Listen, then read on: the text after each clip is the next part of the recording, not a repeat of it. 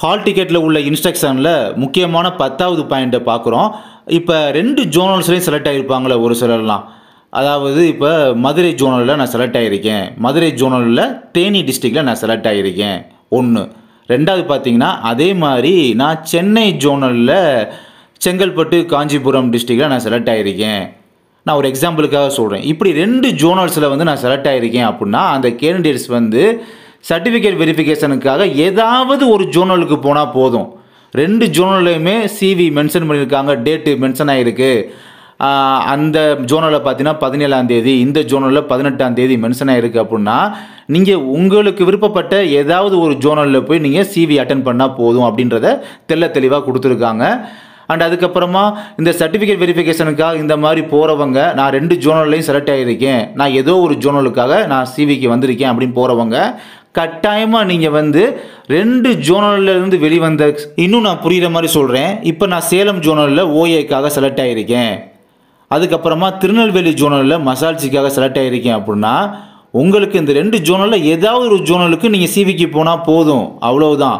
ஆனால் அந்த சிவிக்கு போகும்போது 2 ஹால் டிக்கெட்டையுமே நீங்கள் மறக்காமல் எடுத்துகிட்டு போகணும், அதுதான் பாயிண்ட்டு. இப்போ நீங்கள் சிவிக்கு போகும்போது என்னென்ன சர்டிஃபிகேட்ஸ்லாம் கொண்டு போகணும் அப்படின்றத ஒன் பை ஒன்னாக பார்க்குறோம். இது எல்லாமே ஹால் டிக்கெட்லேயே கொடுத்துருக்காங்க, அந்த இன்ஸ்ட்ரக்ஷன் தான் உங்களுக்கு படித்து காமிக்கிறேன். ஃபஸ்ட்டு பாயிண்ட் வந்து ஃபோட்டோவோட கூடிய எனி ப்ரூஃப் நீங்கள் கொண்டு போகணும். அதுக்காக ஆதார் கார்டோ இல்லாட்டி பேன் கார்டோ, இது 2ல் ஏதாவது ஒன்று கண்டிப்பாக கொண்டு போகணும். அப்படி எங்கிட்ட ஆதார் கார்டும் இல்லை பேன் கார்டும் இல்லை அப்படின்றவங்க எனி ப்ரூஃப், ஒரு சென்ட்ரல் கவர்மெண்ட் அல்லது ஸ்டேட் கவர்மெண்டால் அங்கீகரிக்கப்பட்ட ஒரு photo ID proof, any proof கொண்டு போகலாம். அது டிரைவிங் லைசன்ஸோ இல்லை வேறு ஏதாவது ஒரு ஐடி, ஓகேங்களா. அடுத்து 2வது வந்து உங்கள் பெர்த்தை வந்து செக் பண்ணுறதுக்காக பெர்த் சர்டிஃபிகேட்டில் அவங்க எதுவுமே கேட்கவே இல்லை. உங்களுடைய எஸ்எல்எல்சி 10th மார்க் ஷீட் இருக்கும் பார்த்தீங்களா, school level mark sheet, so அது இருந்தாலே போதும். பெர்த் சர்டிஃபிகேட் இருந்தால் பெர்த் சர்டிஃபிகேட் இல்லாதவங்க உங்கள் எஸ்எஸ்எல்சி மார்க் ஷீட்டே போதும்னு தெளிவாக சொல்லிட்டாங்க. 3வது கம்யூனிட்டி சர்டிஃபிகேட்டு. 4வது வந்து அதுக்கப்புறம் நீங்கள் ஹையர் ஸ்டடீஸ் படிச்சிருப்பீங்களே, 10th முடிச்சுட்டு 12th படிச்சிருக்கலாம், அதுக்கு மேலே யூஜி படிச்சிருக்கலாம், அதுக்கு மேலே பிஜி படிச்சிருக்கலாம். அப்படி என்னென்னலாம் படிச்சிருக்கீங்களோ அது ஹையர் ஸ்டடீஸுக்கான உங்கள் ஆல் எஜுகேஷனல் சர்டிஃபிகேட்ஸுமே நீங்கள் எடுத்துகிட்டு போகணும். அதாவது யூஜி மார்க் ஷீட்டு படிச்சிருந்தீங்கன்னா இல்லாட்டி 12th மார்க் ஷீட் உங்கள்கிட்ட இருந்துச்சுன்னா, ஸோ எல்லாமே கொண்டு போகணும். அதுக்கப்புறம் அடிஷ்னலாக நீங்கள் வந்து நான் தொழில்நுட்ப தகுதி எங்கிட்ட இருக்குது, அதாவது டெக்னிக்கல் கோர்ஸ் நான் டைப் ரைட்டிங் முடிச்சிருக்கேன், ஸ்டெனோ முடிச்சிருக்கேன், அந்த மாதிரிலாம் காமிச்சிருப்பீங்களே. அப்படி நீங்கள் அப்ளிகேஷன் அப்ளை பண்ணும்போது காமிச்சிருந்தீங்க, அதுக்கான சர்டிஃபிகேட்லாம் அப்லோட் பண்ணியிருந்தீங்க அப்படின்னா தேவைப்பட்டால் அதுவுமே நீங்கள் கொண்டு போகணும். நீங்கள் அப்லோட் பண்ணியிருந்தால், அப்ளை பண்ணியிருந்தால் அந்த டெக்னிக்கல் குவாலிஃபிகேஷனுக்குமான சர்டிஃபிகேட்டுமே நீங்கள் கண்டிப்பாக எடுத்துகிட்டு போகணும், ஓகேங்களா. அடுத்து 5வது வந்து டிசி, ஒரிஜினல் டிசி. நீங்கள் லாஸ்ட்டாக நீங்கள் ஒரு காலேஜோ ஏதோ முடிச்சப்போ டிசி கொடுத்துருப்பாங்க பார்த்தீங்கன்னா, லாஸ்ட்டாக ஒரிஜினலாக கொடுத்துருப்பாங்களே அந்த டிசி. அடுத்து 6வது பார்த்தீங்கன்னா நீங்கள் உங்களுக்கு ப்ரியாரிட்டி இருந்தால், அதாவது ஃபஸ்ட்டு கிராஜுவேட்டு, டெஸ்டிடியூட் விடோ, அப்புறம் முன்னாள் இராணுவத்தினர், அதான் எக்ஸ் சர்வீஸ் மேனு, இந்த மாதிரி மாற்றுத்திறனாளி, அதான் டிசபிள் பர்சன், அப்புறம் இன்டர்கேஸ்ட் மேரேஜ், இந்த மாதிரி எனி ஒன் ப்ரியாரிட்டி நீங்கள் கொடுத்துருந்தீங்க அப்ளை பண்ணும்போது அப்படின்னா அந்த ப்ரியாரிட்டிக்கான சர்டிஃபிகேட்டு. நீங்கள் ஒரு நான் ப்ரியாரிட்டி அப்படின்னா இதை லீவ் பண்ணிடுங்க, தேவையில்லை. அப்புறம் நீங்கள் ஒரு டிசபிள் பர்சனாக இருந்து, அதாவது மாற்றுத்திறனாளியாக இருந்து நீங்கள் கவர்மெண்ட் சர்டிஃபிகேட் வச்சுருந்தீங்க அப்படின்னா அந்த சர்டிஃபிகேட்டு. 8வது பார்த்தீங்கன்னா நீங்கள் என்சிசி, ஸ்கூல் காலேஜில் என்சிசி படிச்சிருந்ததை வந்து நீங்கள் அப்ளை பண்ணும்போது கொடுத்துருந்தீங்க அப்படின்னா அதுக்கான சர்டிஃபிகேட்டு. இதெல்லாம் நீங்கள் அப்ளை பண்ணும்போது கொடுத்துருந்தால். அதுக்கப்புறம் நீங்கள் ஒரு கவர்மெண்ட் ஸ்டாஃபாக ஒர்க் பண்ணிட்டு இருந்தீங்க, அப்புறம் என்ஓசி சர்டிஃபிகேட் வச்சு தான் நீங்கள் இதுக்கு அப்ளை பண்ணீங்க அப்படின்னா அந்த என்ஓசி சர்டிஃபிகேட்டு இதெல்லாம் கொண்டு போகணும். முக்கியமாக லாஸ்ட்டாக 11வது மென்ஷன் பண்ணிட்டான் பாருங்கள், நன்னடத்தை சான்றிதழ், அதாவது கான்டாக்ட் சர்டிஃபிகேட். 2 நபர்களிடமிருந்து அழகாக மென்ஷன் பண்ணிட்டாங்களா, இதைத்தான் உங்கள்கிட்ட ஆரம்பத்திலே சொன்னேன். இதை வாங்கி வைங்க. ஷார்ட் லிஸ்ட் எப்போ பார்க்குறீங்களோ மறக்காமல் அந்த கான்டாக்ட் சர்டிஃபிகேட்டை வாங்கி வச்சுருங்கன்னு. நேற்று பார்த்துருப்பீங்க, இன்றைக்கி வாங்குறதுக்கான வேலையால் ஆரம்பிச்சிருங்க. கான்டாக்ட் சர்டிஃபிகேட் ரொம்ப இம்பார்ட்டண்ட்டு. இது யார்கிட்ட சைன் வாங்கணும், எப்படி சைன் வாங்கணும், எங்கே போய் சைன் வாங்கணும், ஆல் டீட்டெயில்ஸுமே நான் வீடியோ போட்டிருக்கேன் நம்ம சேனலில், தேவைப்பட்டு அதில் பார்த்துக்கோங்க.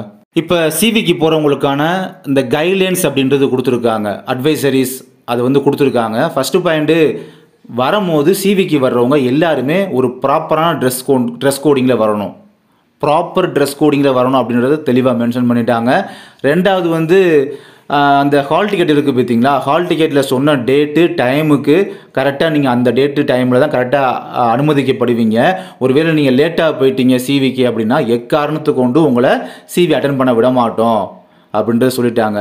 3வது பாயிண்ட் வந்து நீங்கள் அந்த கேம்பஸ்குள்ளே போகும்போது உங்களை தவிர வேறு யாருமே கூட இவங்க வந்திருக்காங்க அவங்க வந்திருக்காங்க அப்படின்ற மாதிரி பேரண்ட்ஸ் யாருமே பார்த்தீங்கன்னா அனுமதிக்க மாட்டாங்களாம். 4வது பாயிண்ட் சிவிக்கு போகும்போது மறக்காமல் எக்காரணத்தை கொண்டும் அந்த ஹால் டிக்கெட் இல்லாமல் நீங்கள் போயிட்டீங்கன்னா உங்களை கண்டிப்பாக அனுமதிக்கவே மாட்டாங்க. ஹால் டிக்கெட் அப்படின்றது கம்பல்சரி மஸ்ட்டு.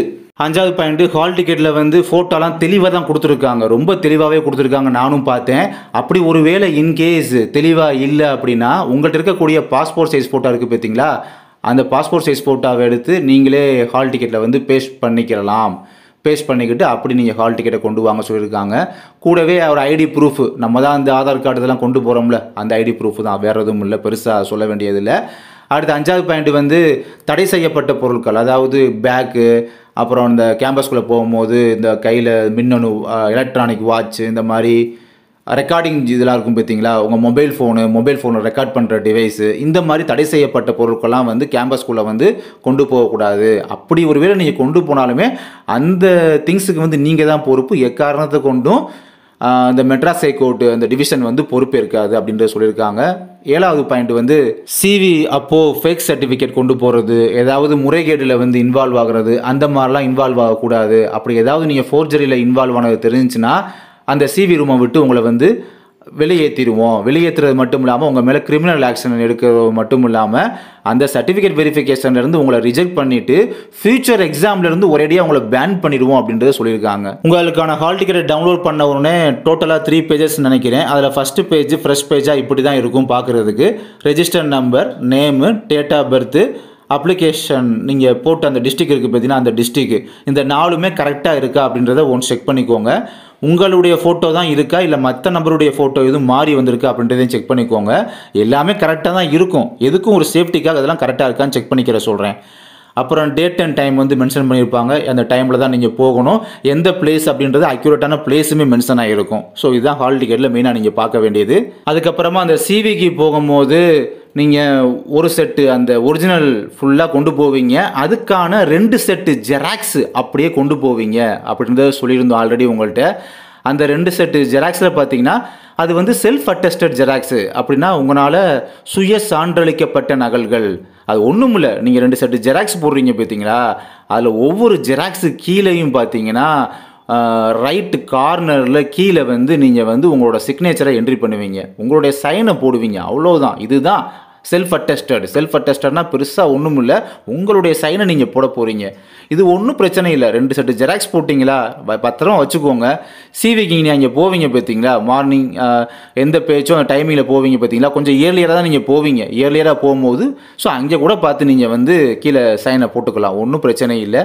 இப்படி பொருந்தக்கூடிய ஒரிஜினல் சர்டிஃபிகேட்டு அண்ட் அதுக்கான 2 set xerox self attested xerox நீங்கள் வந்து சிவிக்கு கொண்டு போகலாம் அப்படின்னா கண்டிப்பாக உங்களை வந்து சிவிக்கு அனுமதிக்க மாட்டோம். அதுக்கப்புறம் எந்த ஒரு காரணத்தை கொண்டு உங்களுக்கு டைம் எக்ஸ்டென்ஷன் பண்ணி தர மாட்டோம், எனக்கு சர்டிஃபிகேட் இல்லை அதனால் எனக்கு வந்து கொஞ்சம் டைம் கொடுங்க கேட்டிங்கன்னா டைமும் தரமாட்டோம் அப்படின்றத சொல்லியிருக்காங்க.